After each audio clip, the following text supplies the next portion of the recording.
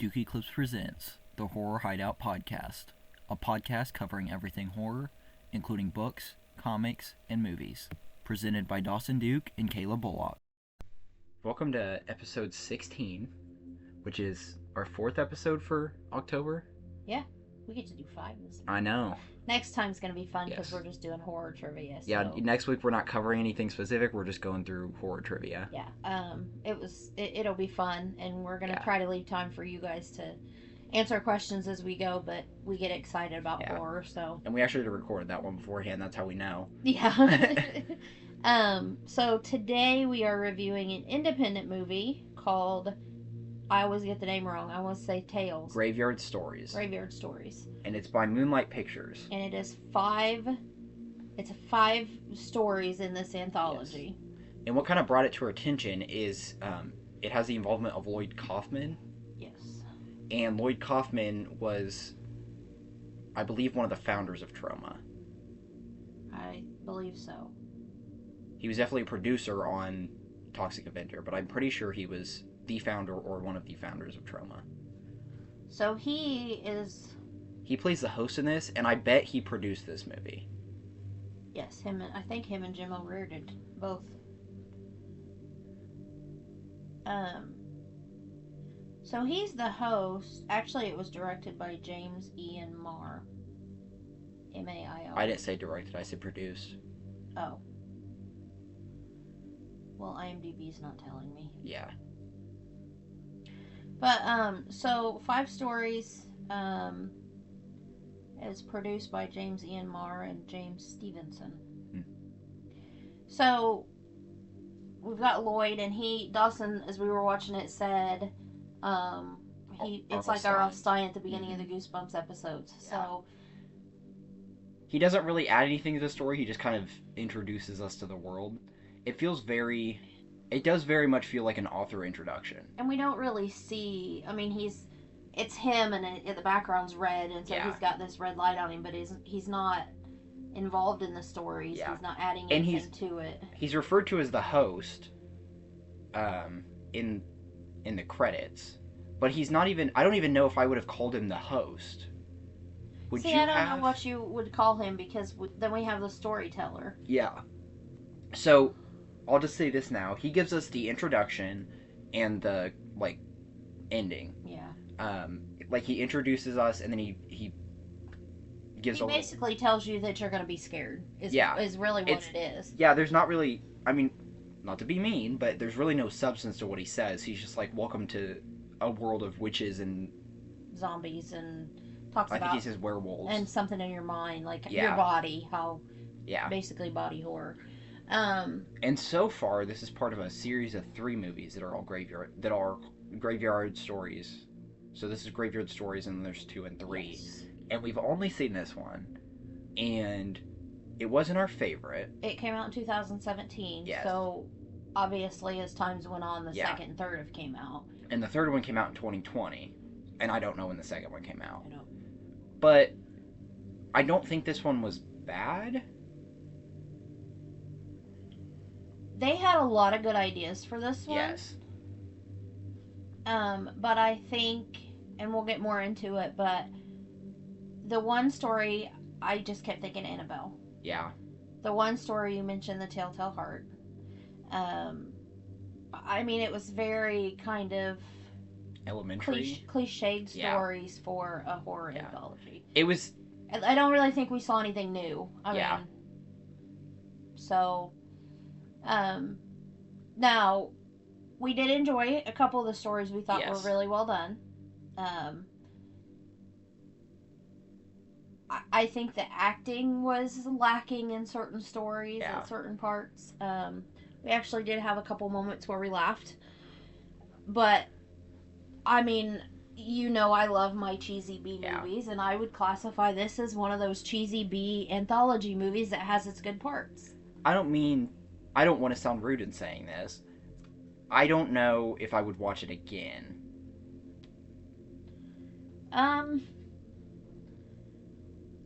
I think I would watch the mom story. Yes. I think if I was going to pull out one to watch again, it would be that one. Yeah. And we'll get into what it's about Yeah. and everything that happened. But this is kind of our spoiler-free. That one I think will stick with me just because it was so it was very well done. And I mean, the lady, I don't even know who the actress was, but she pretty much carried that story by herself. Which we'll get into. Like I said, we'll get into the actual story. But yeah. So spoiler free. If you haven't watched it, I know they have a website. It's available on their website. Yeah. We actually got them in person at a convention. And I mean, their DVDs were ridiculous. I think it was 3 for $20 or 5 for $20. 5 for $20. Yeah, I got 5. So check out their website. Yeah. I think it's just Moonlight. We got the other 2 Graveyard Stories, so if you guys want to see that, let us know and we'll cover those at some point. Right. Yeah. And I don't remember what the other 2 I got were. Flesh eating ghouls. Something. Yeah. And then I don't remember what the 5th one was, but. They actually had a couple that looked good that they didn't have when we were there in person. So check out their website. We considered getting all of them because there was, I think, 13 that they had there, which they have more. That was just what they had there. But we considered getting all of them. Yeah. But we started with 5. Dawson will put their website in the comments or in the description. Check it out. And I'm honestly going to say they have done... and this is the only one of their movies we've seen. Yeah. You haven't seen anything else by them, right? Not that I know of. They didn't do the one we watched last year, right? Which one? The house one. No. Okay. I don't want to say the name of that one. No, that was a local movie. Okay. That was... Okay. So, that was filmed a few towns over. We haven't seen any of the other ones, but they do have... there's 2 or 3 that are a series about vampires. Which I think are more love story. I think so. Horror love story, I think, which is why I didn't get them. Then of course the anthology. So they've got just a little bit of everything. Yeah. So check them out. Like I said, you'll put the description or the website in there. I will say for a low budget, independent film anthology, there were some really good parts. Yes, and I know the effects weren't super impressive, but I don't think they were terrible. Well, it's like we talked about. The blood parts were really good. Yeah, a lot of the blood looked real. There was the one point, and I don't remember which story it was in, but there is the one guy that gets slashed, and there's a blood effect on the screen that you can tell is just like an overlay in Photoshop that they just put a blood effect. That's when the guy gets shot. Is it? I think it was the guy in the cemetery because you laughed. It might have been. So the mummy looked cool when he walked. So there's good parts to it. So let's just jump in. Let's get into it. I'll let you talk about the story. It's like setting up the stories. The storyteller and Vincent. Yeah, the framing device. Is that what, I don't know. Is that what you call it? Yeah. I don't use those terms trying to make people feel bad. No, you teach me stuff. Yeah, I was just gonna say I've just learned a lot about film and even storytelling in general, and a lot of the terms that are used in that. So I don't ever want to make people feel like I'm talking down to them when I say stuff like that. I don't ever feel I won't say ever. I have before, but with this stuff I don't because I learned stuff from you. And I try to explain it and not sound. Anyway. All right. Anyway, back to the movie. I'm gonna let Dawson set it up. So we've got our introduction with the host Lloyd Kaufman. And then he says, "I'm gonna turn it over to the storyteller." And we actually don't meet the storyteller yet. We follow a guy. Is his name Victor? Vincent. Okay. I'm terrible with names. So Vincent just kind of looks like this almost country bumpkin. Not in a rude way, but that's just kind of the vibe I get from him. And he's just kind of walking along with, I think it's a suitcase and a guitar. In a guitar case. I think it's more like a knapsack, I'm splitting hairs, but it's more like a bag instead of an actual suitcase. Yeah. But yes. Gives you the vibe of a guy that lives on the road. Yeah. He's probably homeless and plays his guitar for money. Which he kind of says later that he doesn't really have any place in mind he's going to. And so he's just walking along the side of the road, and he sees a car approaching, so he kind of gets over on the side of the road. I don't even know if he flags him down. He doesn't. He's just walking, and it's a hearse that pulls up. And the guy inside invites him for a ride. And the guy, he looks... I don't know how to describe his outfit. Because he kind of has vampire vibes because he's got the white yes, shirt. he's got a ring that has a coffin on it. Yeah, did you see that? He's got the floofy sleeves like you put with vampires. Yeah. A black jacket. I think a black kind of top hat, but like a shorter top hat. I don't think it was a top hat. You're right, it wasn't. It was like a chauffeur cap, wasn't it? I don't think it was. I thought it was like a cowboy hat. Oh, you're right. Like, not one of the ones that has like the sides that stick out really far, but the one where the sides go up. Right. And so he's in that white shirt, and then everything else is pretty much black. And he feels very like the setting and him talking to them. It all feels very country. So he opens his mouth, and you're expecting like a rural accent of some kind, and the guy starts talking, and I don't even know. Is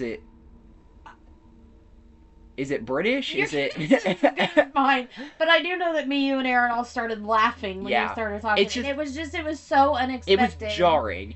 And I think part of the reason it's so jarring is because when you see him in the car, he leans over, so all you see is the hat in his face. Right. So you're expecting him to be this country guy, and you can't really tell he's wearing a suit. And then he opens his mouth, and he's like, he talks like a theater character, like a theater kid is kind of what it puts you in the mind of. And the only reason we laughed was because you're in the middle of the country on this dirt road. It was just unexpected. Pulls up, and then he starts talking with this accent. It's just all very like he's. And I'm not making fun of people with accents. No, he just feels like a very theatrical guy, and I don't even necessarily think it's just his accent. I think it's his inflection and his tone. He just sounds very. He was good though. He did a good job. Yeah. He that's Jim O'Rear, and he's been in other scary stuff. So that's kind of the two guys that are advertised on the box for this movie is Lloyd Kaufman and Jim O'Rear. This is completely off the subject, but I remember a couple episodes ago we were talking about a movie where they claimed it was somebody big on it, and it wasn't. Netflix has Selena Gomez as the star of The Dead Don't Die. Yeah, we talked about that in the Dead Don't Die I know, but we talked about it on another episode later on, and I'm like, I cannot remember who that was, but I remember. So, anyway, that was... That's how my brain works. Go watch our Dead Don't Die episode if you haven't. Right.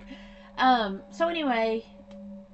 Yeah, go ahead. So, he basically offers the guy a ride, and the guy gets in, and we see him slide his guitar in the back, and then the driver refers to him by name and says Vincent. And so the guy's like, how do you know my name? And the guy's like, well, I'm a fortune teller of sorts. I can read people. And he's like, I'm joking. I saw it on your guitar case. Which, that whole conversation and us watching him, like, there's kind of an emphasis on the guitar case. Because I think even in the opening shot, we kind of get a good look at it when there's, like, a close-up. And then we watch him put it in the back seat. And then he makes that. So you're like, it feels like a Chekhov's gun moment. Like, you're like, this is going to come back later. Like, there's something... Which it kind of does at the end. I don't think so. Well, that's kind of when he realizes. Yeah, but I don't know. But I'm trying to give them the benefit of the doubt. Yeah. And so we were kind of talking about that, and I was like, is there a term for like the opposite of a Chekhov's gun, where it's like something is introduced and it has no payoff? So I was trying to figure out what that's called, and Google tells me that's a red herring, and that is not what a red herring is, because a red herring is something that is put there to distract you from what is actually happening. Right. It's like misdirection. And I don't think this was a misdirection. I just think this was an unintentional focus on this guitar case for no reason. Right. Like, I think it was just the way it was shot and edited together. But anyway... Or maybe we weren't watching close enough and we could see his name on the guitar case at the beginning, and that's why we had that shot. Could be. Of the guitar case. That it might be. I just think there was such an emphasis on the guitar case for I just want to throw out no that reason. we have only seen this movie once. And we just watched it before this. So I know there's things we missed. Yeah. But anyway, and so maybe it did have his name. Maybe that's part of it was his name. Yeah. I told my mom before we started recording this, since we've only seen it once and we just watched it, I'm seriously afraid we're going to forget a story. Because I feel like some of these stories were forgettable, and I feel like I'm going to forget one. I'm glad we're doing the episode right after we watched it, because I could see that, but since there's 5, I think I can tell you what they are, so. Yeah, I think so too, but we didn't take notes this time, so that kind of throws me off. No. But, I usually don't take notes over the movies, though. I usually just do, like, the extra stuff. Yeah, I'm usually the one that takes notes over the movies, and then I have, like, 20 pages, and it does nothing because there's too many.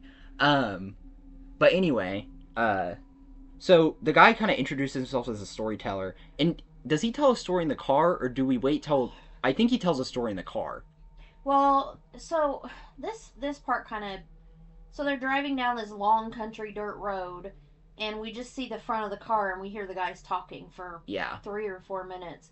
And so finally, Vincent asks him to tell him his story. Yeah. And so he tells the first story, and then when it's over, they're in this. Yes, and we don't see what the building looks like from the outside. We just see them in it. But that's not till after the first story. He said it was.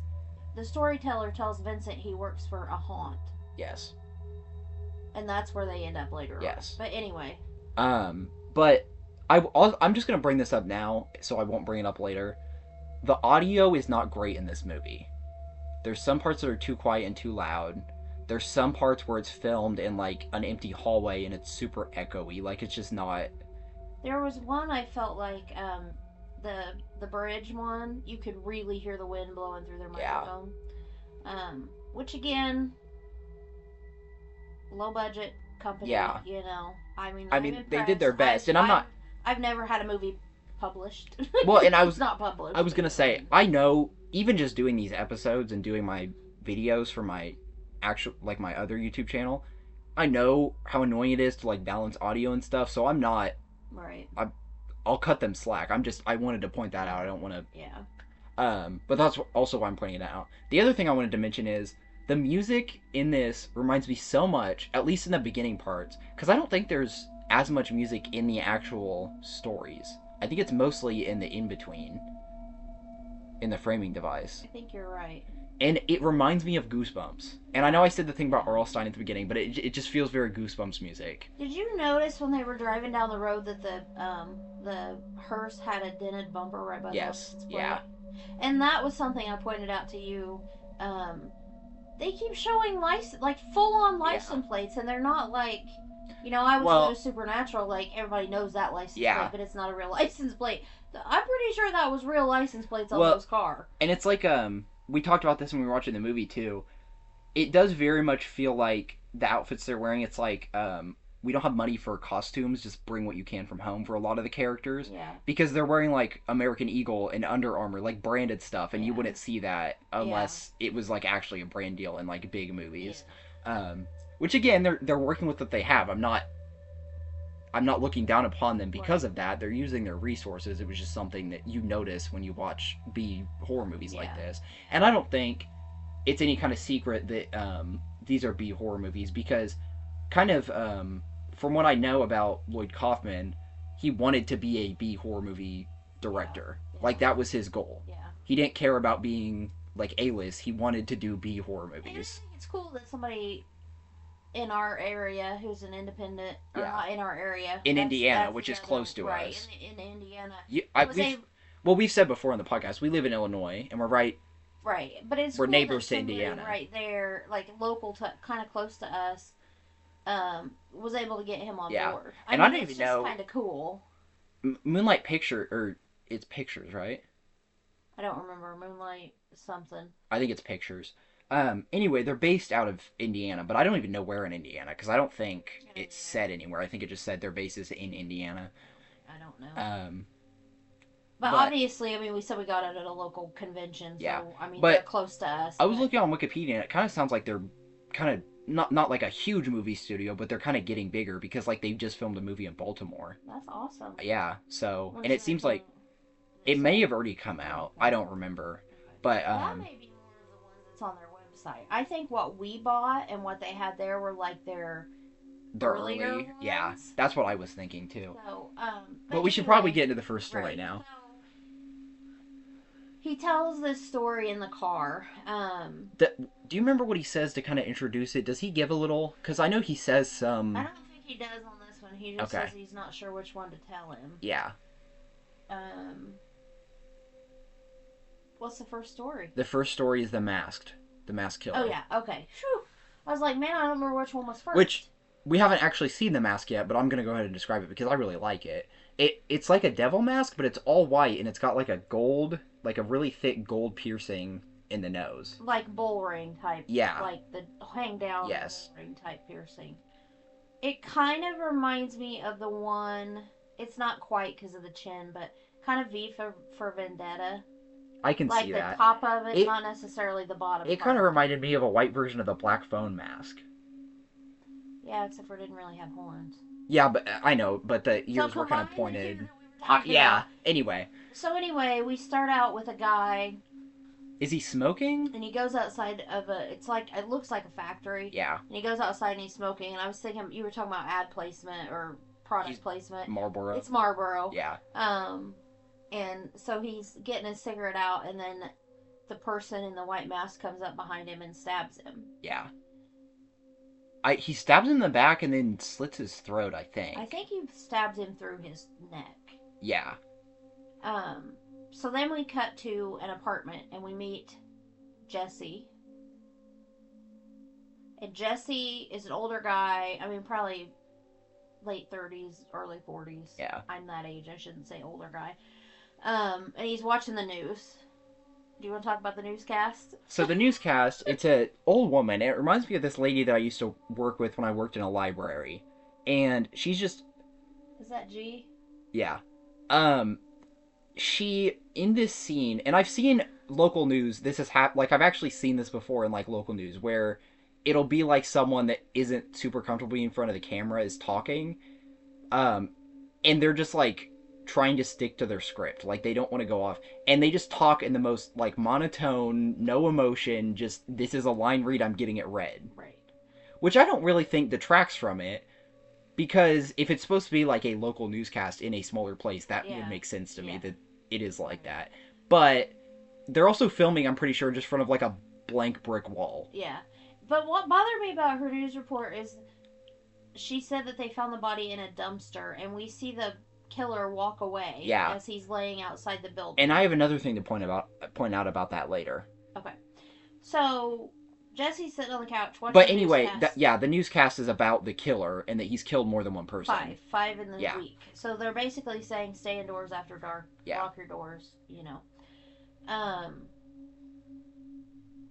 We cut to a girl. So then we see a girl in the bathroom. I don't know if I said this. Jesse's drinking.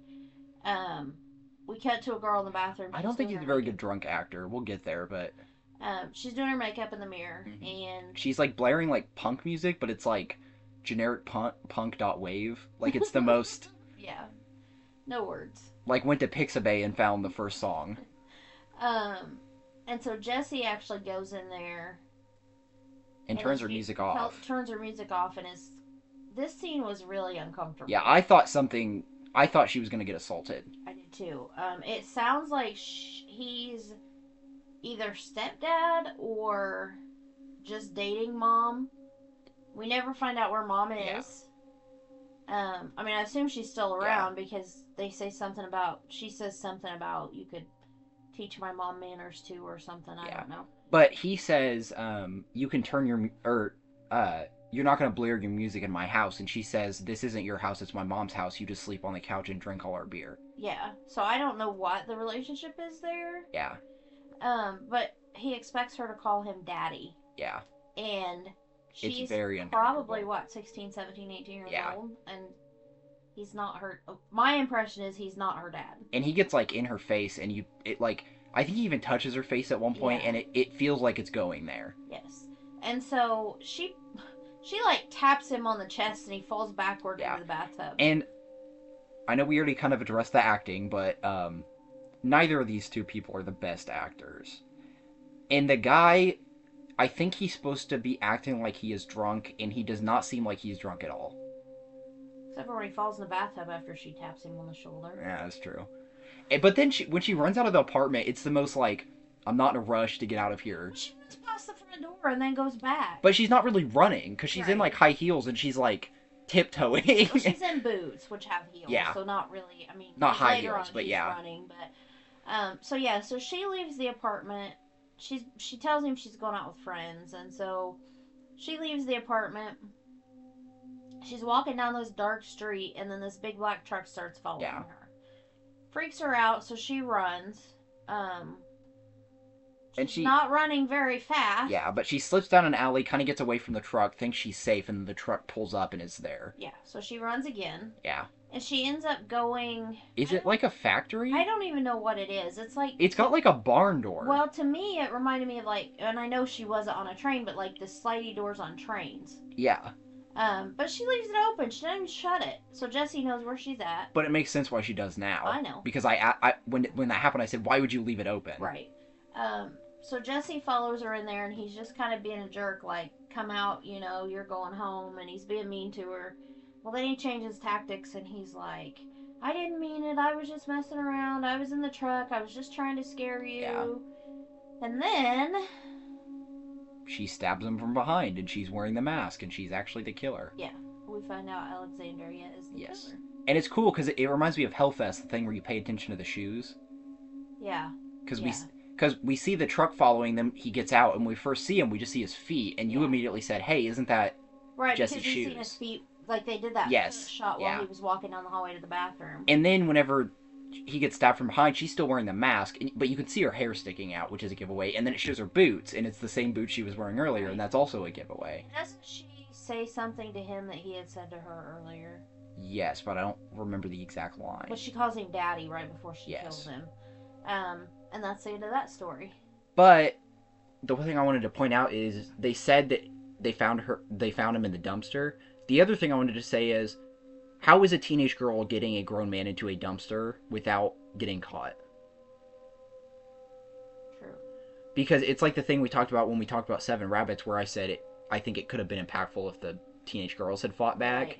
And you said, well, yeah, but teenage girls are not going to be as powerful, like as a football team, like athletic high school guys. And so that's like, how did she drag a grown man into a dumpster? I don't know why they even put that line in there, because 5 men had been killed. I mean, that's all you really need to say. Yeah. I want to kind of know more though. Why did she target him? Yeah. Like, I know why she targeted Jesse. That's what I was gonna say, and I'm wondering if like, what if it's a pact? Like, what if she wasn't always a killer? Like, what if it's all these people killing off their abusive... Because she said she was going to meet friends. What if she actually was, and those friends are part of, like, a cult where they're killing off, like, abusive parents or something? Wow, that's deep. I didn't think there's no evidence of that. Well, no, but I'm just... But I mean, that would make sense. There's lots of ideas that you could play with there. Like, you could expand upon this story. And I think where it leaves off is fine. I think it's okay to have questions and be able to theorize and wonder what's going on. But you called it that she was the killer. Yeah, and I really early on. I was not expecting that. Yeah. If you hadn't said it, it probably would have been like an oh crap moment for me. But I think it was as soon as she left the house, or no, as soon as he left the house, I said she's the killer. Yeah. Like, I called it pretty early on there, because my thought process is, there's really only 2 people we've met in this story, and we don't like the guy, so he's gonna have to die. So who else would be the killer than her? Like, right. Yeah. But I mean, it could have been someone else, and just she ran into them. But I liked that one. Yes, that was one of my favorites. The acting was a little lacking. Yeah. She had some lines where she nailed it. Yes, I think he did too. And he did too. But there were some that were just so... like reading the script. I don't mean this in any rude way, but this movie felt very first draft. And when I say that, I mean, I do partially mean the dialogue in the script. I do feel like, you know what I mean? Like, some of the stuff they say could have been revised. But I also think it feels like, okay, we're shooting this scene, we got the shot, we're done. Right, like, they're not... Right. And I would lean more toward that than the actual dialogue being...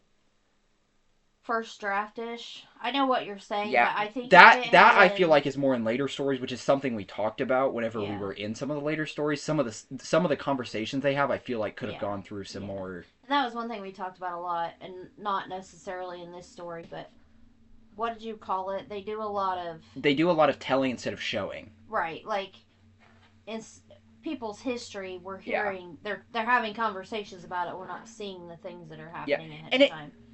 The whole Which thing is with okay for an anthology, and that's what I was gonna say. But there are ways to do it in a short story without just saying it, because I'm not gonna say which story it is yet. But like, one of the stories, they literally 2 of the characters are talking, and one of the characters is like, "That's why you're my best friend," and then later on says, "That's why we're BFFs," and it just feels very like we need to show that this is a relationship. And it doesn't fit the character. Like, it doesn't because they're 2 older guys, and the guy says BFFs. Right. What, like, 50-year-old man is going to say that? Say about that, but let's wait until we get to that story. But the other thing I wanted to say too is, in that later story, if they had just shown them how they are, like they cut out those 2 lines and just showed the 2 scenes those guys had together, Right. we would have gotten the idea. Right. Like, we didn't need them saying best friend to figure out their best friends. I told you they give me like a Sherlock Holmes and Watson vibe, Right. or like a House in House in Wilson vibe from House MD. It was a good relationship. Yeah. Like, they had and I thought the one guy, which we're jumping way ahead, but yeah. I thought the one guy was a really good Okay, actor. let's cut off here and we can come back to it when we get to that story, because I feel, and I started that, but I just So then so that's the end of the first story, and we cut back to the storyteller and Vincent, and they are in the haunt. Yes, and it's Dawson made the comment. What'd you say it looked like? It's not all of the rooms, but I think it's either the second room or the first 2 rooms. I said, why are we in a paintball arena? Yeah. Because there was like this, like, I think maybe it was supposed to look like the goblin from the story, the later story. It was this kind of mask thing mounted on the wall that had all these neon colors on it, and it looked, and even the walls were decorated with like mushrooms on it that had the same neon. It feels like we were like, you're in a blacklight room with like at a laser tag place. So one thing Dawson pointed out is, well, you're going to use that later, so I won't say that. Oh, we can say it. I don't care. I'll still use it at the end. I thought you didn't want to use something we talked I don't about. care. One thing Dawson pointed out is almost every time we cut back to these 2 guys, Vincent is always saying, so storyteller. Yeah. And that's like how they, like, and Dawson even pointed out, he says it, they walk into another room, and this is in between. Yeah, and there's no story in the middle. It's, they're in this room, they walk into another room, so we have a cut to them in the next room. Right. And the conversation in the first room started with him saying, so storyteller, and then this conversation, which is basically a continuation of the previous conversation, starts with, so storyteller. So, the second story is the mummy. Yes. And so we meet, I'm not going to remember his name. The professor. Oh, his friend's name's Charlie. What's his name? Professor? I don't remember. Yeah, I don't either. So we meet him, he's having a nightmare. It seems like he has an inappropriate relationship with a student, I'm assuming, because she refers to him as professor. But it never comes back. That was kind of odd, because we didn't need her. Like, except for to introduce him as a professor, but we would have got that anyway. But he's in bed. Well, it asleep, is how you pointed out, because later the best friend character says, you need to stop partying. So I think it's supposed to give us the idea of partying. Yeah. But again, I don't know if she was necessary, because we see the alcohol on the nightstand. Right. Like, we could see him, like, fully clothed in bed. And didn't he make a comment at one point about girls and I think so. booze, and he wasted the rest of his time. Yeah. So it wasn't really necessary. But it never comes back. Like, we never see her again. No. There's a lot of these stories where it, like, sets up, you are not going to like this character. I thought that's what this story was doing. They're like, you don't like this professor because he is sleeping with a student. Right. But then that doesn't really go anywhere. Like, it doesn't relate to the actual story. It was just kind of I still go back to, I think it was character building for us to know. I know. The kind of professor he was. But I know what you're saying. I just think there's better ways to convey that. Well, and see, we're going back and forth, though, because we didn't like it when they just told us things, but then we didn't like it when they showed us. No. I don't think there's... I think her referring to him as professor was unnecessary.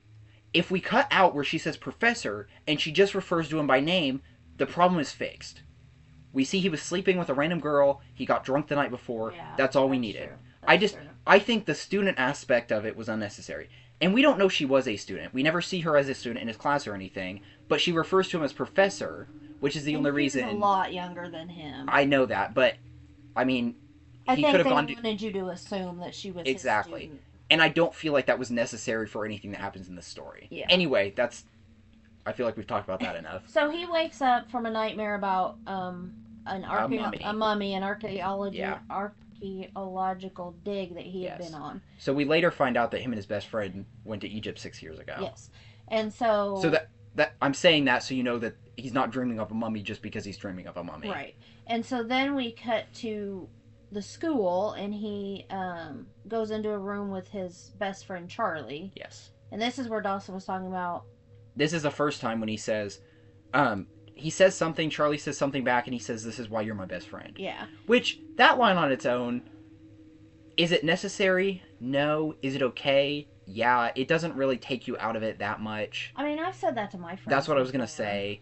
Literally the other day I was texting one of my friends and said, "You're my best friend." Like, that happens. Like, people say that. But we talked about this a lot, too. Like when we said how he starts everything with so storyteller. These two say each other's names so often, as much as they can. I believe we can't remember the guy's name. It's every other sentence, though. Because he comes in, he's talking to Charlie, and he's like, blah, blah, blah, Charlie, blah, blah, blah, blah. Like, he has to say his name as much as possible. It's like, Is it Sam? I don't know. Is it Sam Whitman? Yes, I think so. Okay. I could be wrong, but I think that's it. But this is where he talks about how he had that nightmare, and he says it was a nightmare from Egypt. And this is when the guy says, "Oh, we haven't even been to Egypt, or it's been 6 years," which again is a line that's like, well, you kind of, are telling us stuff. But I think that one's okay too, because that was like I feel like that one is necessary because I don't know a good way. I mean, I'm sure there are, but I don't necessarily know that there was a good way to show that unless he like saw a picture that had the date on it or something. But I feel like that's, I think that line is okay. And one thing we do learn here is that they find a mummy. They found a mummy when they were on their dig. Yes. And that Whitman had performed a ritual. Because Charlie even says something about the mummy's not going to come get you just because we found him and you performed the ritual or whatever it is. Which, side note on this, it was so funny. Every time they said Charlie on the screen, my dog went a little nuts and started watching the screen. Trying to figure out who was saying her name. Is that all we get from them? We don't really get much else here. No, because they're working on some kind of project, so that's it. But it does kind of set up that dynamic that they're best friends without needing to say that they're best friends. Yeah. Anyway. I mean, I would hope that you have a relationship with your best friend where people could look at you and be like, they're really good friends without me having to say, that's my best friend. This is where we get the line, well, if you didn't spend all your time partying, and then the guy says, "Girls and booze, that's all my free time is," or something like that. Like any other time's wasted or something. Yeah. So we kind of get the idea that his friend is straight-laced and not really into all of that. Girls and booze makes a lot more sense than what I thought he said, because I thought he said girls and boobs, and I was like, is that not is that not the same thing? Not that I'm saying girls are a pair of boobs, but I'm just... I know what you're saying. But, so, is this when the student comes and Charlie... Yeah. He kind of goes to class, which we don't really see. Right. But then it's like after class, a grad student comes up to him. Right. And what is a grad student? They're going for their masters. Okay. I genuinely did not know. They're going for their graduate degree, so it'd be masters. Which I know they were working with what they had, but it doesn't look anything like a college. And I mean, it looks like a library. He comes out of his classroom and there's nobody, like no students or anything, and his room is labeled by a paper stuck on the window. The outside looked like a library. Did you see that? Yeah. So anyway, the student comes up to him and asks him if he will show him and a couple of his friends the artifacts that they found in Not just in Egypt. They traveled all over the world. Right. The artifacts that they found. Yeah. And so Whitman tells him they're in the attic and he'll see if Charlie will meet them there. Yes. At 8 o'clock. Yeah. That night. And he picks the time too, which I think is funny. Because I wonder if he did it on purpose. I don't know. Because I wonder if he does it on purpose and then plays it off like he... I don't know. You think he'd do that to Charlie? Probably. Again, and... that might be my bias coming through, because like I said, it reminds me of like Sherlock Holmes, that kind of relationship. And I don't know, I think I've talked about this before, but House and Wilson are based off of Sherlock Holmes and Watson. And House would do that to Wilson, like 100%. So I feel like I could see that. Yeah. Well, and you're right. He didn't mention it until he got him to agree. But so anyway, Whitman says he'll show the guy and his friends the stuff. Yeah.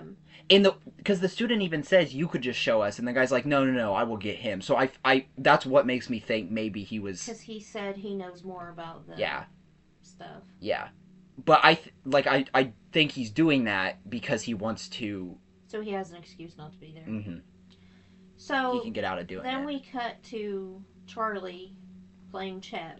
He's sitting at a chessboard. He's waiting on Whitman. I think he's playing with one of the pieces, but like he's not actually playing. He's just messing with it.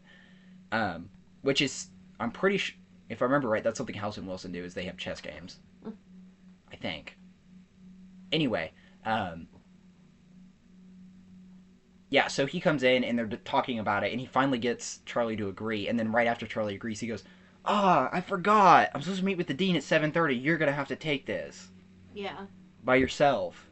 And he's like, but the stuff with the dean shouldn't take too long, so I'll be there at some point. Yeah, but he doesn't. He doesn't go until the morning. Did you know Exactly, and that's, again, I think he was trying to get out of doing it on purpose. So... And I have more to say about that once we get to a later part. So then we're in what they call the attic, but this didn't really make a whole lot of sense to me. Yeah. Because we see the actual attic later on. Yeah. And it just literally looks like another classroom. To me, it looked more like a locker room, because there are lockers on the wall. Yes. But it wasn't I wouldn't have called it an attic, especially when we see Whitman go into the attic later on. And can I talk about the mummy? Not the mummy, but what it's in? Well, just a second before you get into that. So, I don't remember the main guy's name, but it's him. He has the professor. No. Oh, the three, kid. It's the guy. The three grad students. Yeah, it's the guy that talked to Sam, a girl, and then a guy. Yeah. And they're all, which it kind of bugs me because all these artifacts are just sitting around on tables, and they go in there and they're just picking everything up, no gloves on, nothing at all. And you pointed out the girl is wearing a community college, like, sweatshirt. Yeah. But and this is where you pointed out that the one guy had an Abercrombie shirt on, I think. No, it was American Eagle. It was the girl. It's her community college. It's got the eagle, the American Eagle symbol on her arm. But they walk in this room, and it pans down to the mummy, and it's like you would picture it either being in like an actual like sarcophagus or like an Indiana Jones. They say that the mummy is from the 17th dynasty, so we're talking hundreds of years old on this mummy. So you're thinking either like a sarcophagus, or I could see it being in like a Indiana Jones style crate. You know what I mean? Like the old, like the thick wood and like all that to preserve it. So we see it, and it's in like a chipboard box. Like, it's just the cheapest wood you can get, held together with a few screws. Like, it's not, it's so bad. And it's just full of like straw with the mummy in the middle of it. Yeah. And did you want to... The mummy just looks kind of ridiculous. It looks paper mache. Like, it looks like they just paper mache. And then the girl goes over and just reaching down through that straw and pulls out these vases, and I'm like, well, they would have taken those out at some point. The jars? Yeah. Why? You don't think they would have taken them out of there to examine them and stuff? Maybe. You think they would have put them back? Maybe they would have. I don't know. So anyway. The jars is what they probably would have kept the organs in that they took out. Well, that's true. So I wonder if it's just... respect. And again, this is not very realistic to real life, because they talk about, they're like, we keep them here because we know if we sent them anywhere else, they would get auctioned off. Yeah, and wouldn't they want, I mean, I understand that mummies are embalmed, but wouldn't they want to keep it in something like airtight, so... Yes, and I'm pretty sure that those big wooden crates, like I talked about, like the Indiana Jones ones, they are sealed so tight that they're airtight. And Indiana Jones was back. Yeah, I mean... But, what I was thinking of, too, is they have crates like that in the Smithsonian, like, backlots and stuff. Mm-hmm. And what they do a lot is they wrap stuff in plastic, and then they put it in those so that it can't get damaged. Yeah. So you would picture something like that, or like... Yeah, and this mummy has nothing, like, it's not even covered on top. It's and it's not like it's in, like, a temperature-controlled room or anything. It's in a, like, with supposedly, like, a college attic. Right, and the door's not locked. Yeah. And this mummy and all these artifacts are just out in this room. Yeah, and I think the door even has a window on it. Yeah. And there's all kinds of sunlight streaming in. It's supposed to be 8 o'clock at night. There's sunlight streaming in from one side. You do not leave stuff like that in the sun. Right. Yeah, for sure. So, but the other thing I wanted to say is, if you discover something in another country, it is not an artifact you can take home. It becomes property of the country it's from, and that's even if you don't get in trouble for messing with it. Right. Which I understand that they were supposed to be archaeologists, but that doesn't give you special privileges to steal stuff from other countries. Right. And so, the main one of the three pulls a gun on Charlie. Yes. And tells him they're stealing the artifacts. And this is the worst standoff I've ever seen. Like... Of course, Charlie's trying to talk him down. Yeah. I don't want to be mean, but the guy with the gun is one of the worst actors in this movie. I'm not trying to be mean, but he is just not very expressive. Yeah. Now, we did think that the guy that was his friend did a good job. Yes. He had a lot less lines, though. Yeah. But he played more of like a meeker, like... He was the only one that showed emotion out of the three of them, really. The one with the gun plays more of the leader, and then the other guy plays more of the meeker, like, I don't want to say subservient, because he does, like, comment on the fact, like... He's kind of the conscience of the group. Yeah, that's a good way to put it. So, he actually ends up shooting and killing... Charlie. And he's like, get the artifacts, and they each pick up, like, 2 things out of this room. And they didn't even take the mummy. Which the one guy was like, oh, this is from the 17th century. And then the girl was picking up the jars and talking about how, like, interesting that was. Would they not have wanted to take the mummy? That's what I thought. I kept expecting him, and then the mummy did, like, sit up or something. I know, because they get in their car later. I thought the mummy was, like, going to come up from the back seat or something. So they take these little artifacts, and it's and like you said, they were picking them up and touching them. They're not in anything. They're not even in display cases. They are just laid out on tables. Yeah, and they do this... But the other professor, Whitman, knew who Charlie was meeting. Yeah. So... And if it's a university, they would have cameras. Right. Especially in a room that has rare stuff like that. Not at this university. Yeah.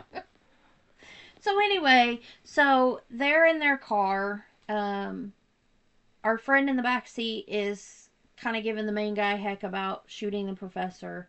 And this scene was just so odd to me because the girl's driving. Yes. And he's like, pull over.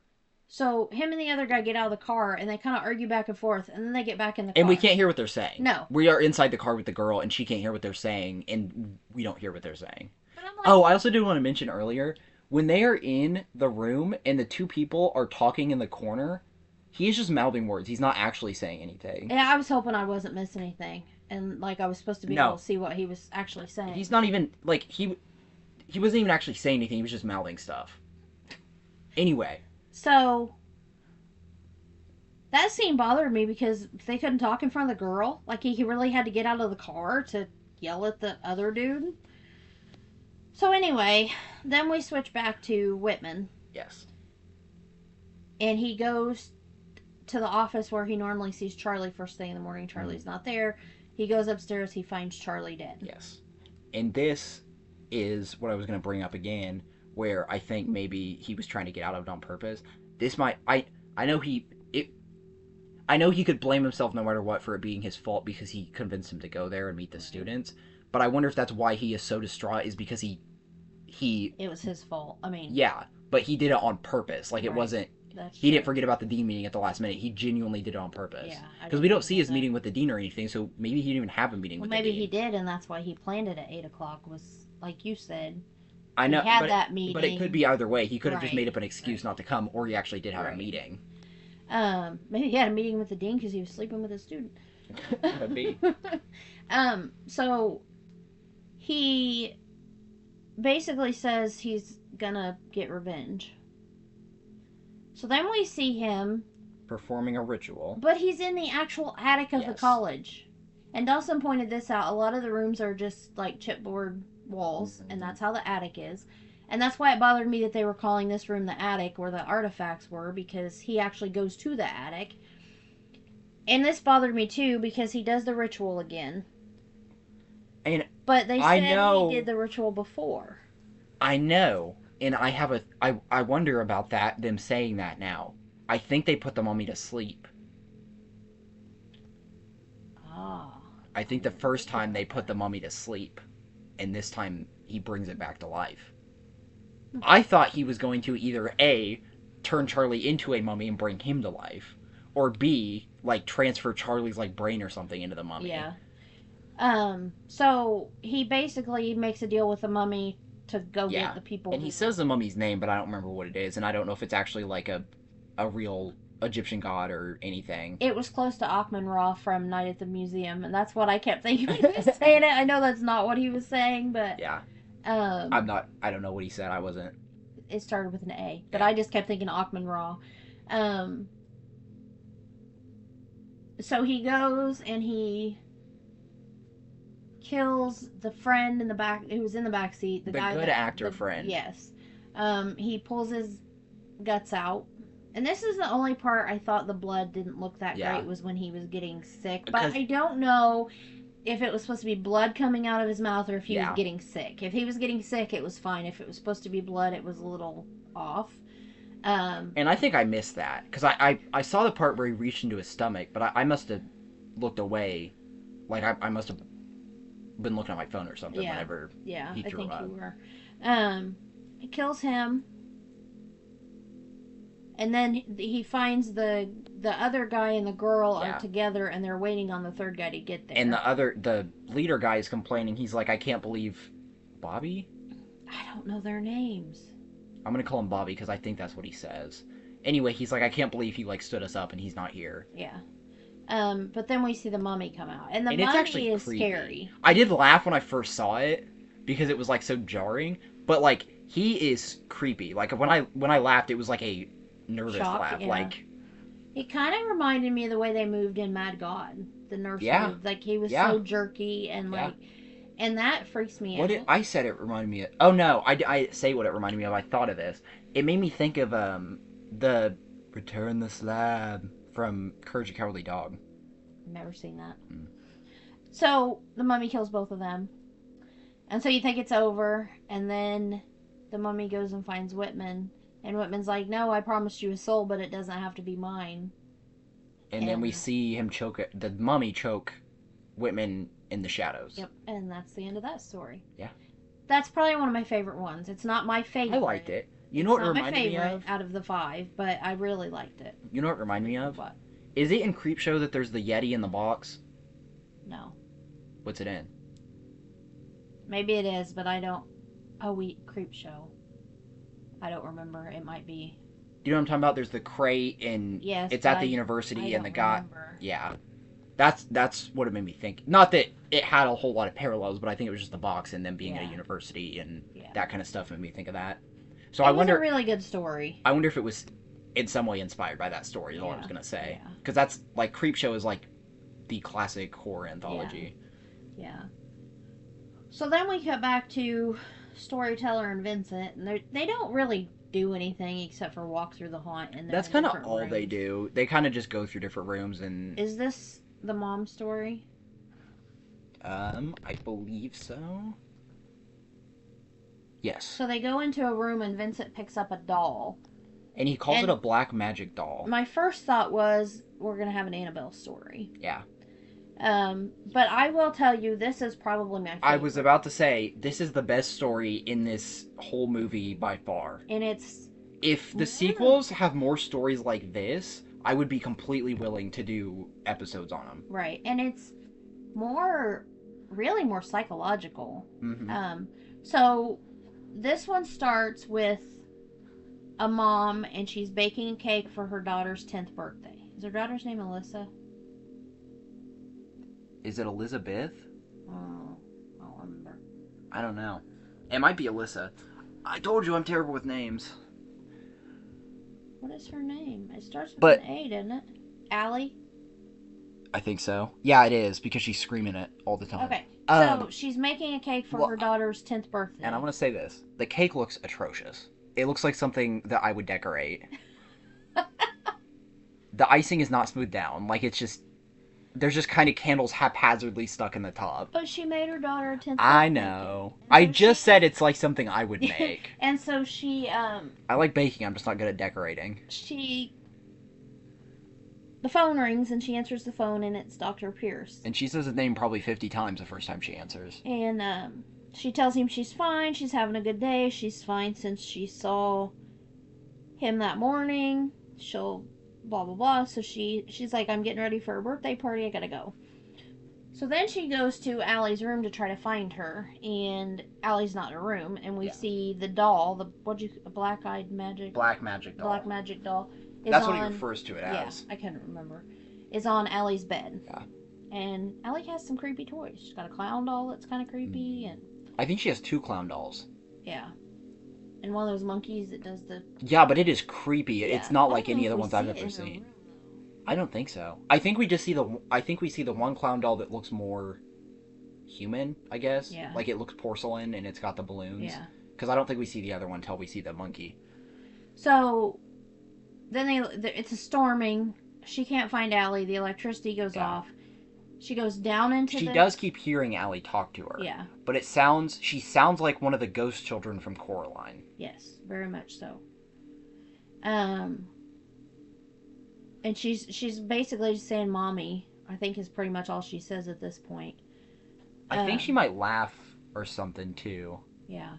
So Mom goes into the basement. I thought it was basement. Dawson says garage because it was only 3 steps, so garage would make more sense. Yeah. And again, the walls were like chipboard. That is what that's called, right? Okay. Yeah. Is messing with the particle board, chipboard, same thing. Yeah. Is messing with the electrical box. The breaker box. And she turns around. She hears Allie laugh, and she turns around, and the doll is on the stairs. Yeah. And she's just like, Allie, I can't believe you. Yeah. And she keeps talking this whole time about how Allie's birthday party is soon, and that Allie needs to get out here. Because all their family's coming over, and her friends are coming over, and so she takes the doll back into Allie's room, and Allie's room is a mess. So she picks up all of her toys, she puts them back in the toy box.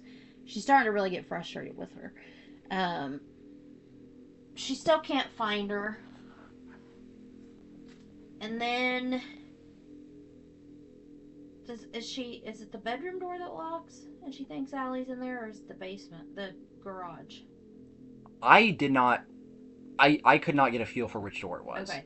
So the door gets locked and Mom's kind of like, Allie, she's trying to get in the room. Yeah. And then she ends up apologizing to her and she feels very, I was thinking about this when I was watching, and at first, anyway, she feels very verbally and emotionally abusive. Yes. From the way she acts. Yes, very much so. And it seems like she has anger issues with how upset she gets with everything. Yes. And at first, it does just come off as like a stressed out mom. But the more it goes on, the longer it goes, it feels more and more like she is unhinged. But it bothered me that she wasn't that concerned about her daughter. More concerned that Allie wasn't in her room and that... But then I said what I said. Yeah. Do you want me to say that now or should we wait till the end? No, go ahead. I said... Well, no, wait. Okay. Let's wait till the end. So... Is this when the phone rings again? Yes.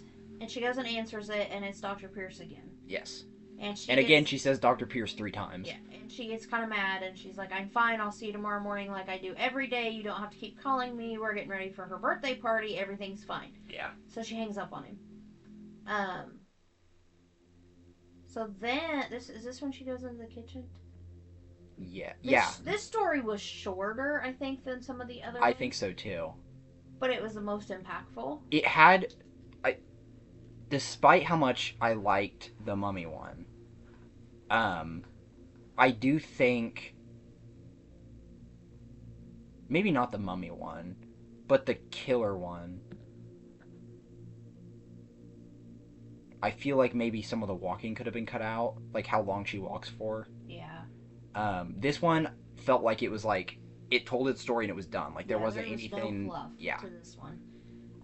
But she goes into the kitchen and she gets a knife out and she starts screaming and she stabs Allie's cake. Oh, the thing I was going to say about the Mummy, I think the part where the kids are in the car and they get out of the car to talk, I think that could have been cut because there was nothing there. I think maybe that was set up maybe to, like, they thought maybe that was that conversation and him being the way he was, maybe that's why they thought Billy Bobby didn't show up at the end. Maybe it was kind of setting up for that, but we know that's not why he wasn't there. So I'm not really sure. Yeah, but they weren't even that concerned that he wasn't there to begin with. The girl didn't show any emotion at all over anything. Yeah, and they didn't even talk very long before the mummy came out and killed him, so. Yeah. So anyway, back to Mom. Very tense atmosphere in this movie. And so she falls on the floor and she's crying, and then we see... Well, did you talk about the cake? Yeah, she stabs the cake. Yeah, like... brutally. Yes. So then the black magic doll is in the doorway. And this doll is kind of creepy looking. Does she appear first, or does the monkey appear first? Oh, you're right. Because I think we were both like, that is creepy. Yeah, so the monkey with the symbols, you know, we've all seen those, but... But I think this one is, like, bigger. Like, it's, like, more of, like, a... Like, your average teddy bear sized. Yeah, and he's got a scary face. Like, he's got sharp razor teeth and... Like a wide mouth. He just looks scary. And then we see one of the clowns comes around one corner. The doll comes around the other corner, and we didn't really talk about the doll, but she kind of, sort of puts me in the mind of like an old Raggedy Ann doll. That's exactly what I was thinking. I went to Annabelle, except for she's got black hair and she has big black eyes, and the eyes kind of bothered me because they remind me of the button eyes in Coraline. Yeah. For those of you unaware, the original, like, the real-life Annabelle doll was a Raggedy Ann doll. Yes. That's where that comes from. Yes. I just wanted to put that in there. Yeah, and that's kind of... I really thought we were going to go more Annabelle than the direction this one went. You know what the clown doll made me think of? Do you remember that clown doll that Grandma had? Mm-hmm. That freaked us out when we were kids and we refused to sleep in that room? Yeah.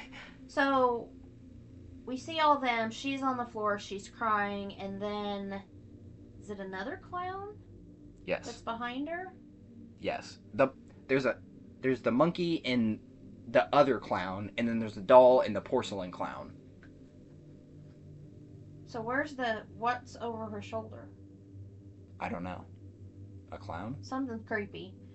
And so she's screaming. Because the one clown looks like a human, like a porcelain doll. Yeah. The other clown, I couldn't get a good grasp on even where its head was. It was... yeah, so it may have been that. She's screaming, she's crying. And again, we've only seen this movie once. We basically think she's dead. Like, she's been attacked by these toys and she's dead. And we're like, whoa, and then... But we hear the little girl's voice, and this is before she stabs the cake, I think. She says, why would you do that? Like, why did you do that, Mommy? Yeah. And stuff. And so, I think it was the second time the doctor calls. And she answered the phone and said, Dr. Pierce.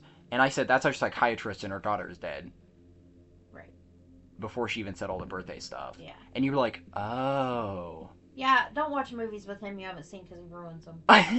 So... that makes more sense why she wasn't so concerned she couldn't find her daughter. Yeah. Because she seems very dismissive of the fact her daughter's not in her room. Right. So, then we're like, whoa, that was like a crazy story. And then it fades to black, so we thought it was over. Yeah. And you, before we even saw this last part, you said, I think that was my favorite story. And I thought we were going into another story.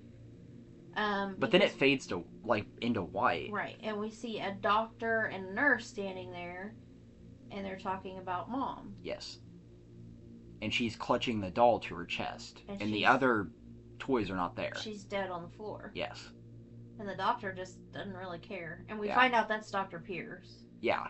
And he says something about, do you know what they're doing for lunch in the cafeteria today? And I told you that felt like such a day TV line. Yeah. Like something you would hear in, It really makes me think of the Supernatural episode where they're like Gutterball and stuff like that, but it feels like something that would be in Grey's Anatomy or something. Yeah.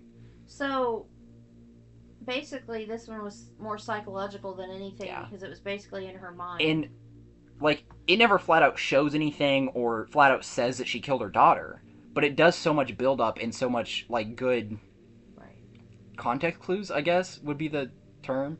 To tell you that, because it never says that, but you can tell that that's what her stabbing the cake and the way she gets so stressed from her daughter. I just finished a book I literally just finished it last night, and it was it's set in the 1950s, and it's I don't want to say too much because I don't want to give anything away, but kind of this story kind of reminded me of the book because the main woman is just kind of she's a housewife. They have a son. She just had a daughter, and they basically back then anything a woman had, she was hysteric, and they would.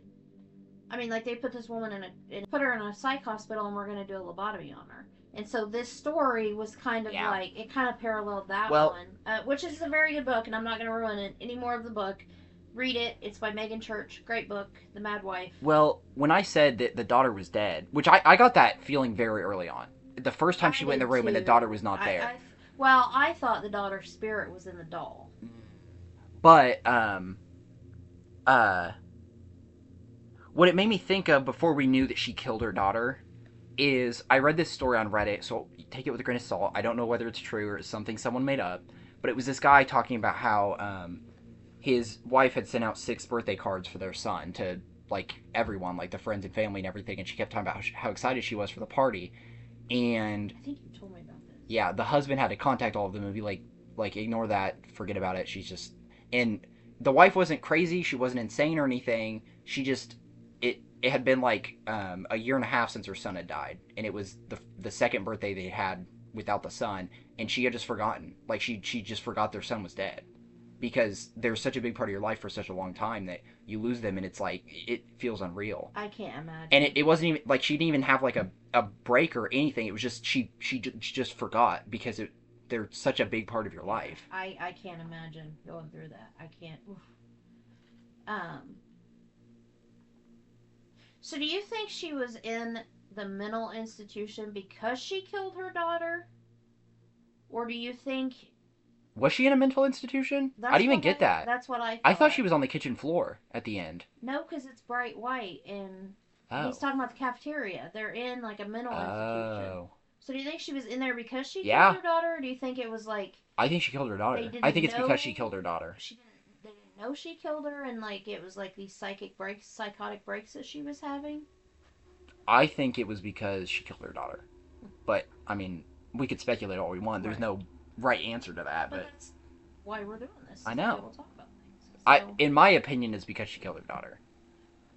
Okay, so then I think I was too surprised about the fact that the story wasn't over after it faded to black that I did not realize they were somewhere else. Yeah, you could just tell because it was bright white. And now that you say that, I remember that, but it didn't click. Right, and the doctor and the nurse being there, and then him the cafeteria conversation. So of course then we cut back to the storyteller and Vincent, but we don't really, nothing really happens. Is this the part with the fake blood? No, that's before the last story. Okay. So next is the bridge story. Yes. I was not a fan of this story. It reminded me of the one we talked about in Tales of Halloween, where the girl was walking home, where it just feels like nothing happens. Oh, the Mary. Mm-hmm. Was it Mary? Yes, it was Mary something, but I don't remember. Yeah. So, we see this woman, she's married. It starts out, she's kissing a guy and leaving the house. Which again feels unnecessary for the story, in my opinion. I mean, not that it really matters, but... She gets in her car, gets a call from her husband. We find out she was cheating on him with this other guy. Yeah. He's coming home a day early from his trip. She needs to get her butt home before he does. And so she's... What? Like, how far do you think she is? I have no idea. She's using a paper map in 2017. Yeah. Which bothered both of us. But we do later see she doesn't have service on her phone, but even so, I feel like... I don't know. But she had service before she left the guy's house. And my thing is, you said this, how do you not know your way home? She had to drive there. How does she not know how to get back? Right. And she had service at his house, so she would have put in her address. Yeah. Unless she didn't want her husband to see where she'd been. Yeah, but... Like, if he had Life 360 or something. Well, not Life 360, but... Like, if he could see her maps or whatever. But, anyway. Yeah, but... I mean, we don't know. Maybe she turned off her service. That's true. Maybe she turned it back on when she tried to test it because her car was... Oh, that's true. But she still talked to him. She could have used GPS and avoided the whole thing. Yeah. So, she's driving in her car. She ends up on this back gravel road. Dawson and I both thought at this point she had a flat tire because of the way the car sounded. We just think it was the car going onto gravel that made that sound. Yeah. She ends up pulling over. She sees this older guy sitting on his front porch, and she pulls over to talk to him. Unless that was supposed to be her tire blowing, she replaces it with the spare that we don't see. That happens somewhere off camera, and then that's why she never changes it later. I don't think so, because I think we would have known that. Because she doesn't mention her tire to the guy. Yeah, that's true.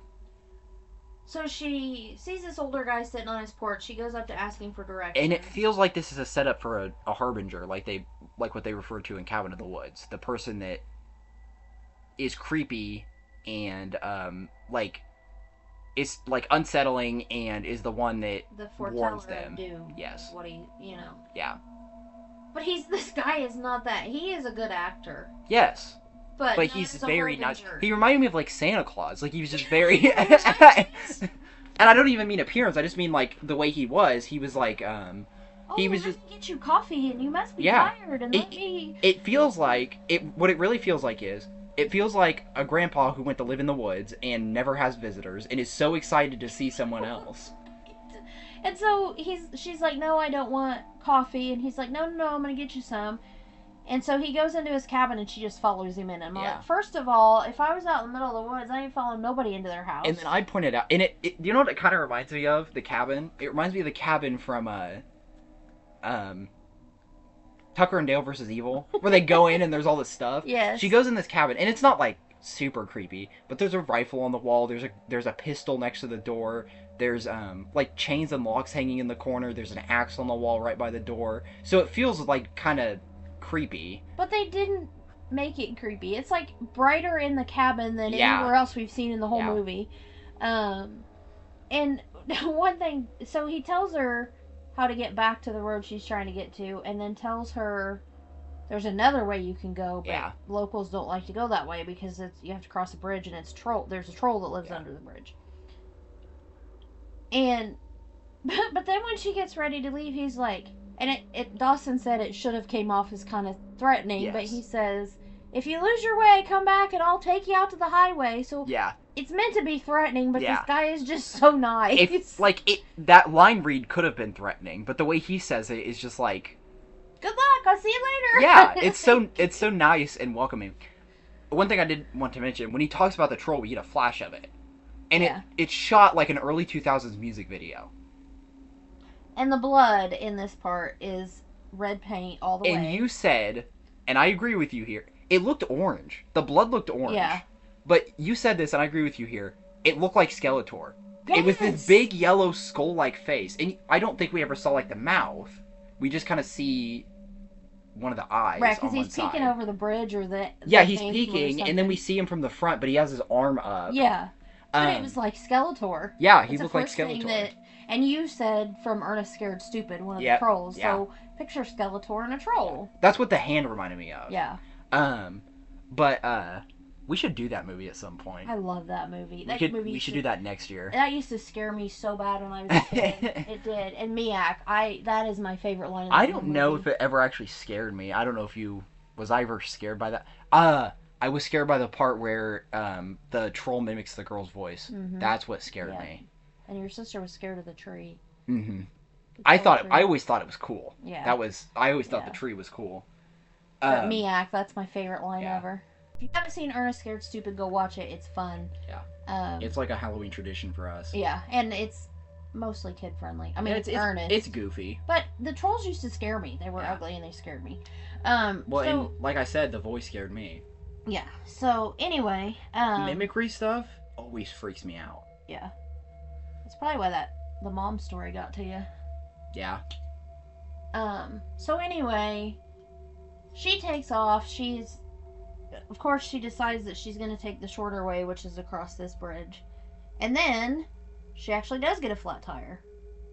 Yeah. Which is, I wonder if that's why I said the thing before. The spare tire thing. Yeah, I don't think so. I think she would have asked him for help. So she checks her phone. She doesn't have signal. She takes off walking. Yeah.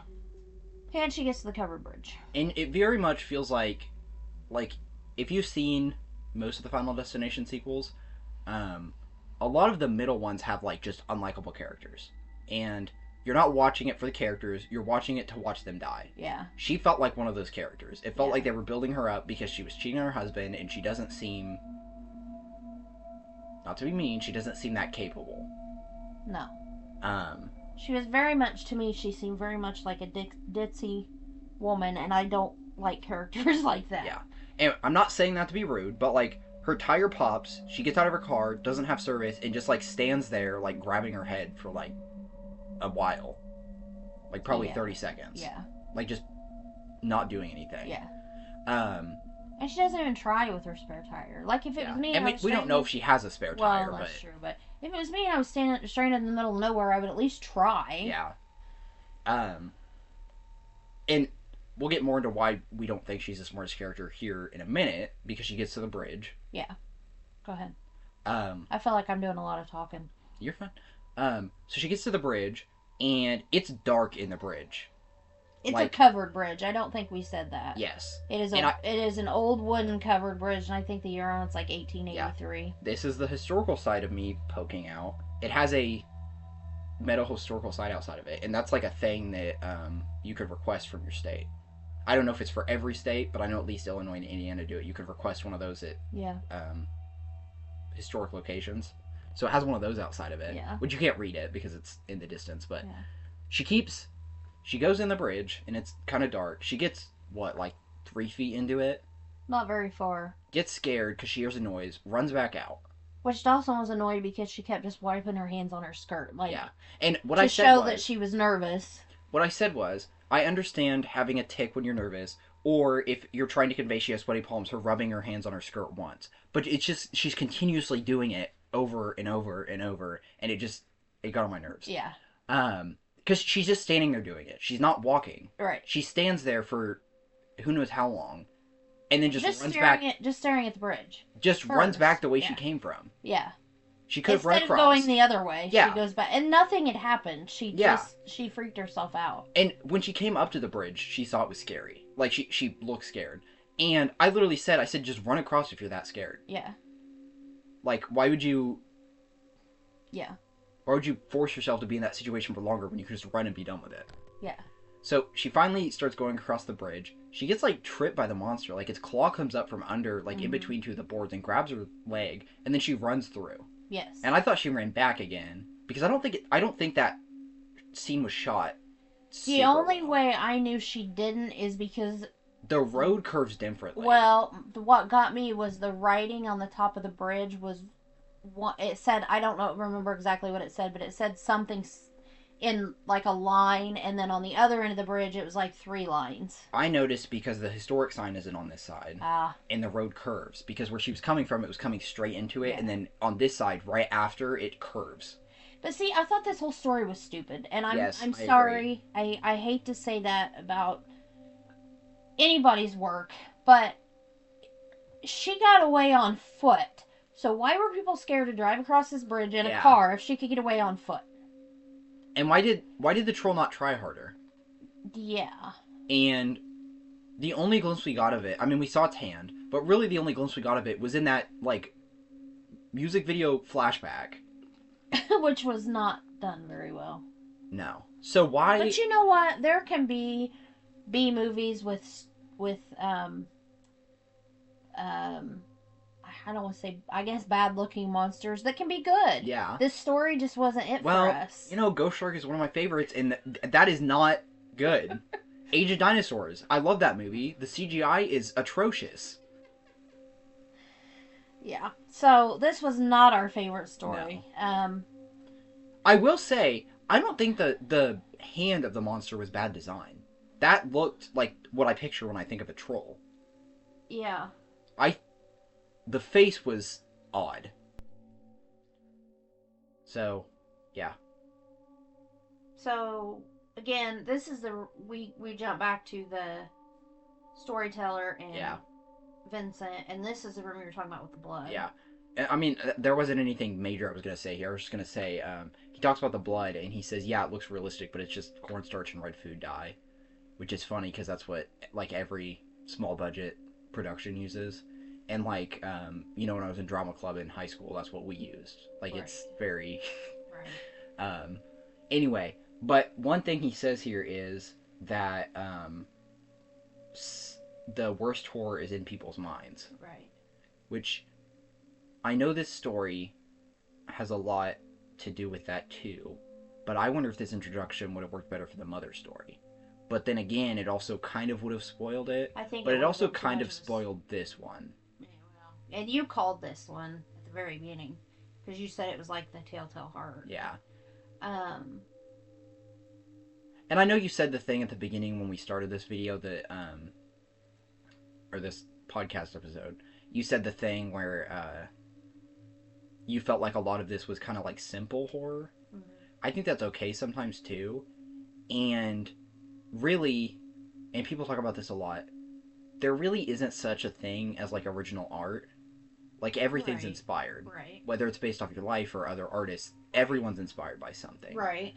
So... And I wasn't insulting it when I said that. I know, but I'm saying that Telltale Heart is such a classic and such a known story that I feel like a lot of stories, even if they're tangentially related, always get related back to it. Because it's just like the most famous tangentially related. What does that Like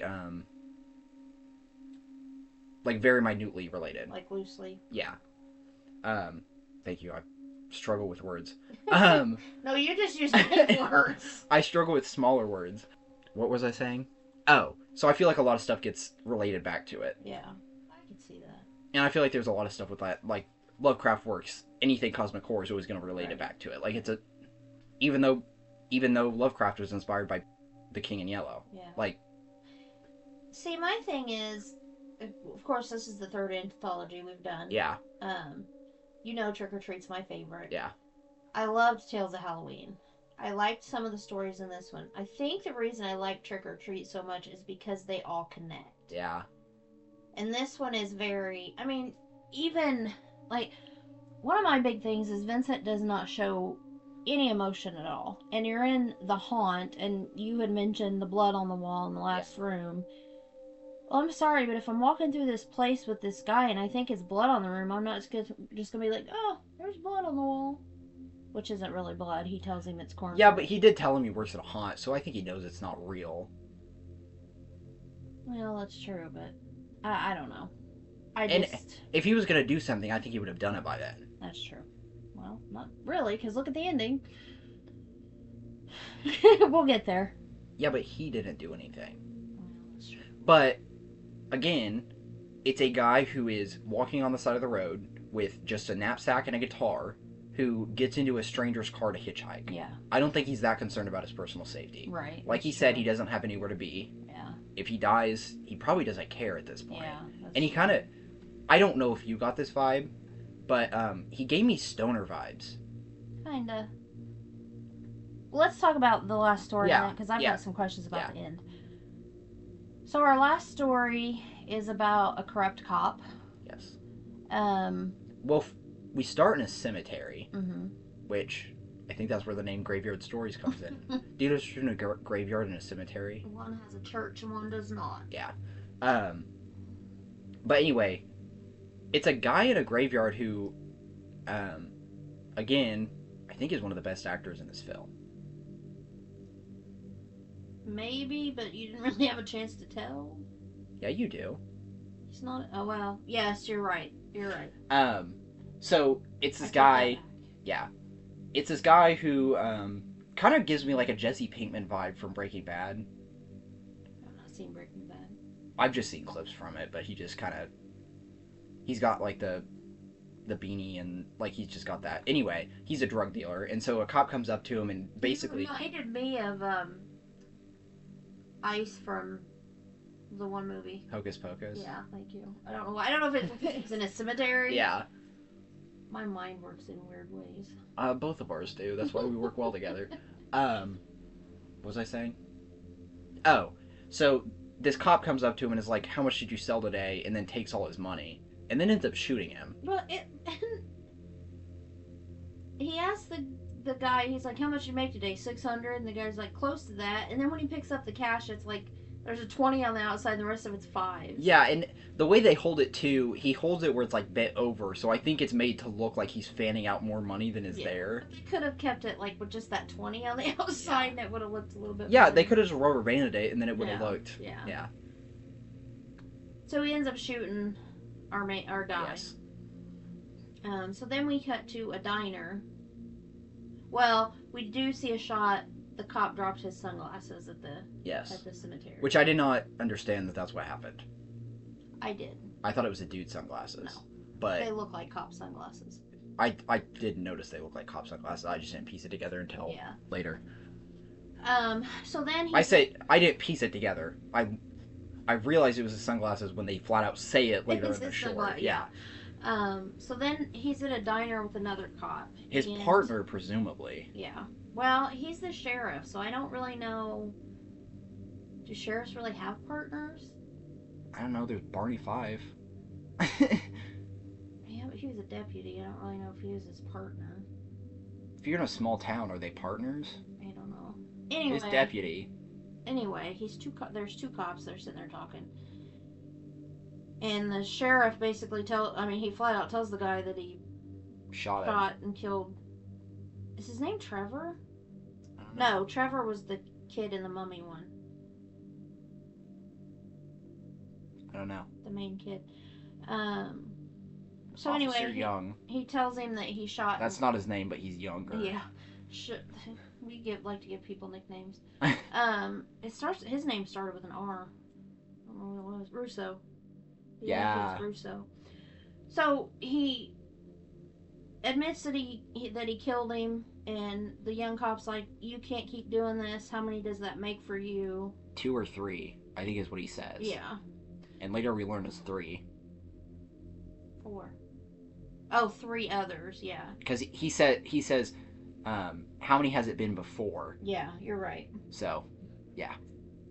So 4 altogether, but that's not. So basically, we'll get into that later. Yeah. So basically, the sheriff tells him, "Go take care of it." Like, yeah. You cover for me.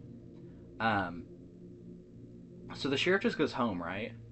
And he does say something about his wife. The other cop does mention that his wife is gone. At this point, I said, there's a much better way to do this. And I understand it's a short story, so you're trying to get the information out there. What? Go ahead. I remembered something I want to mention in the Mummy story. Okay. But, I pointed out here, I said, I know they probably want to end there that his wife died as, like, framework for why he's acting like this. But he's a drunk, too. Yes. We didn't mention that. I don't think we really know that yet, though. We see him drinking at the place, but I don't think we really see. His flask after he shot the kid. I thought the first time he drank out of the flask was after the diner. I didn't think so, but maybe. Again, we've seen it once. Yeah. Anyway, yeah, the guy mentions his wife died. I said I think it would have worked better if the sheriff, like, got out his wallet to pay and a picture of his wife fell out. Yeah. And the other guy said something like, "How are you holding up after what happened?" or something like that. Yeah. Like, I feel like you can set it up better than him just being like, "So your wife died, huh?" Yeah. Like, and that's what I wanted to mention on the Mummy story, was you were talking about they could have set up that they were friends better. Yeah. And I think they set up they were friends fine. I just don't think they needed to say it because we got that. That's what I was going to say, was when he goes to get the spell or the ritual out of wherever he had it at, he sees a picture of him and his friend 6 years ago. And that was kind of an emotional moment because there they are and he's missing his friend. So I don't really think they needed the "You're my BFF" line in there. So anyway, that was the other story, and I meant to say that, but I forgot. Where was I at? Oh yeah, so he leaves the diner, or do they get a phone call? No. The young guy gets a phone call. They say the body's at the morgue. Yeah. No, it's at the cemetery. It's still at the cemetery. Because he goes there, and that's where they say that's when he finds out that the glasses are there. I thought. Maybe I'm wrong. think they say the body's on the way to the morgue. I don't know, because the ambulance goes by with its sirens on, and I don't think they would have their sirens on going to a morgue. I don't know. We don't remember. Yeah. Anyway. If they already know it's a body, though, at the cemetery, why would they send an ambulance for it? Well, I mean, they'd have to. How else are you going to get it? They would send an ambulance to pick it up. Okay. I don't know how that works. They always... I'm almost positive, correct me if I'm wrong in the comments, but I'm almost positive they always send an ambulance for a body. And after I said that, I was thinking, too, someone has to be there to declare him dead. And cops don't have that right. Yeah, that'd be the coroner. Would the coroner go with the ambulance? I don't know how that works. Not usually. Like, our coroner and the ambulance are separate. Okay. But I still think they would use an ambulance to get the body. Okay. Because of... I don't know if they would in every case, but because of the way he died, I'm sure they would. Yeah. Anyway, so he goes out the diner, our main guy. So Russo leaves. He's gone. And he sees an ambulance go by, and he hides. Like he's gonna get in trouble. And that's what I said. I'm like, he's the freaking sheriff. Why is he hiding from the ambulance? And I think this is when we see him take a drink from his flask. Yeah. And then I think we cut to him his house, right? Yeah. And this is the only nudity in the movie. That's what I was saying. Yeah. We see, it's like a pinup girl framed on his bedside. Yeah. And then I think there's a magazine that's open. It's very quick though. It's in the background on some later scenes, but it is though. It's it reminds me of in The Shining whenever it switches to where what's that guy's name? The other guy that has The Shining, not Danny. The older guy. Jack? No. His dad? No, the other guy that has The Shining. Oh, I don't remember. You know what I'm talking about though. Yeah, but it's been so long. When we cut to him like in like a room somewhere, and there's like a picture of a naked girl on the wall, and we cut to that. Yeah. That's what it reminds me of, because it like cuts to that. Yeah. And it's like close up on it, but then after that, like you said, it's just kind of in the background, so it's not like. And that's really seriously the only nudity in the whole movie. Yeah. There's a lot of cussing in the movie. I will say that, and I mean obviously violence, but we kind of talked about that. So he's sitting on the bed. And he gets a phone call from Russo. Yeah. And Russo tells him they found his sunglasses at the cemetery with the body. Yeah. And he says, we'll just take care of it. And then we see him fall asleep, right? Like, I don't think anything happens in between. No, he calls and buys a plane ticket for Mexico City the next morning. That's right. Because he wants to get one today, and they say they don't have any until, I think, 7 a.m. the next morning. So 9. I think it's 9. So he says, yeah, I'll take it. So then he drifts off. And I know people do this. I know people fall asleep fully clothed. But I did make a joke. I said, yes, I too like to fall asleep in my police uniform every night. And the one goof I saw was the Russo's shirt, his cop shirt says Indiana, but his badge is from... What did I say? Washington? Oklahoma. And we did notice this. There's no county listed on their badges. It says County, Indiana. It says Sheriff Department, County, Indiana. Yeah. So I wonder if they bought the costumes and you're supposed to embroider a name there, like they expect you to do it yourself. Oh yeah. And they just never did. Maybe. But But I said I said they were Spirit Halloween. Right. Police costumes. Right. So he falls asleep. Yes. And then he wakes up, and I think there's a light on down the hall. Yes. So he walks to it, and there's a chair set up like a card table, and there's 5 chairs around it, and 4 people are sitting there, and presumably it's the people he killed, because one of them is the guy he just shot at the cemetery, and he actually has a bolt hole in his head that's leaking blood. Which I thought that was kind of cool the way they did that, because you can see the blood, but he's still got his hat on. So and I think the effects are pretty... Yeah, it's not super gruesome. You just see the blood coming down. But there's a woman. And this is when you can really tell that he is a great actor. Yeah. These scenes. So there's a woman. There's a who I think was supposed to be a hooker, because she keeps flirting. Yeah. And she has on lots of makeup, but it's like smeared. Yeah. And I couldn't figure out, like... Were her lips blue from makeup, or was that to show that she'd been, like, strangled or suffocated? I think it was makeup because it was up around. Oh, okay. So I think it was just makeup. But it could have been strangle it. So they don't really show how the other 3 were killed. But there's not that I remember. There's a bigger guy that is completely covered in mud, kind of like black dirt. Yeah. And then I was thinking like tar or oil or something like that, or maybe he burned. Well, I think he would have looked different if he burned, because the long-haired guy... Well, you gotta remember it's a... Well, I know, budget. But the reason I say that is because the long-haired guy was pretty decomposed. That's true. So they're all sitting around this table. The girl's got a gun. They're basically... They're playing Russian roulette with this gun. Yes. And when it gets to the officer's turn, the drug dealer he shot earlier at the cemetery forces the gun into his hand and, like, basically half pulls the trigger and puts it up under his chin. And it's like, just do it already, get it over with. But and I think Dawson said this, but the kid is holding the gun. Yes. It's not the cop. Well, the cop is. The cop's hand is under the guy's hand. The guy grabbed his hand and is forcing his hand on the gun. Right, but I mean, he's not doing it by himself. Yes.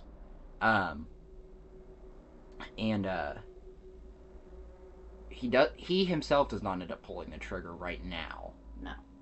The people fade away. There's nothing there. He just sees empty chairs. And as he's looking around, everything fades and he's back in bed. Yep. And his revolver is under his chin. Yes. So it seems like he had some kind of psychosis and saw the ghosts of the people he killed. The heart, mind. The heart, the telltale heart kind of. Yeah. Tie-in. And so the screen goes black and we hear a gunshot.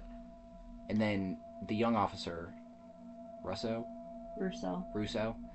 comes to his house and knocks on the door and doesn't get an answer, so he just ends up leaving. Doesn't he say, like, I got you cleared or something? Yeah, he says, it was just a drug deal gone bad. Yeah, that's what he says. And I think that's just where it ends. I think we go back to the... But I just think that you are right, that the drug dealer, I hate to call him that, but he was probably the best. Well, him and the mom were probably the 2 best actors in the whole thing. Yeah. See, and yes, I think the mom was a good actor, but I still think she had a couple parts that were iffy. I feel like every line he did was good. But I think in the middle of psychosis like that, it was okay that she wasn't. Like, part of it was kind of like she was pretending. Yeah, I don't know.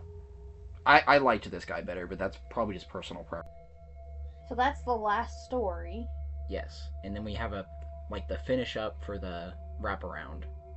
So, we see the guy with the guitar case and the storyteller back in, like, the hearse from the beginning. And they're driving along, and I don't remember exactly what he says, but, it's something along the lines of, sometimes it's not what it seems, or something like that. So, we see that the guy with the guitar case's body is on the side of the road as they're talking. And it's basically revealed that, is it Sharon that drives you across the river Styx? Yeah. The storyteller's kind of like that, in my opinion. See, and I didn't catch it was his body. I saw the guitar case, yeah, but I thought it was his guitar case and his duffel bag. Well, in my opinion, what could have made it better is if at the beginning of the movie we see him wake up on the side of the road and get into the car. That might have given too much away, though, maybe. But it just feels like it comes out of nowhere, because there was, like, no allusion to that whatsoever. I mean, I kind of wonder because he got picked up in a hearse. Yeah. Yeah, but I don't know. I think it could have been set up better. Yeah. But I kind of feel like that about a lot of the stories. Yeah. But anyway, that's that movie. Friends. So which was your favorite story out of all of them? The mom one. Me too. And then probably my second was this one, and then third probably would have been the first one. I like the first one. I would say probably Mom, the first one. Which the first one was the one with the white mask. And then I'm kind of a toss-up between this one and the Mummy one. I like the Mummy. The only one I did not like was the Troll one. Yeah, I was going to say, I like most of the stories in here. I would recommend watching it once. I just don't know if it's the other ones we said would be good, like seasonal ones to watch every year and stuff. I don't know if I could recommend that for this one, but I think it's another one you could say you could put on the background of a Halloween party, and somebody can sit down for 10 minutes and watch one story. I will say I would like to watch the second and the third one. Yes. If we watch the second one and it's not great, then we don't have to watch the third one. But I mean, we already own it, so we might as well. Yeah. If I'm not gonna say there's no way, but I almost bet you they're not as bad as this one, and if they're as good as this one, I'm perfectly fine watching them. I don't feel like it was wasted time. I don't either, and I don't think the stories themselves were bad.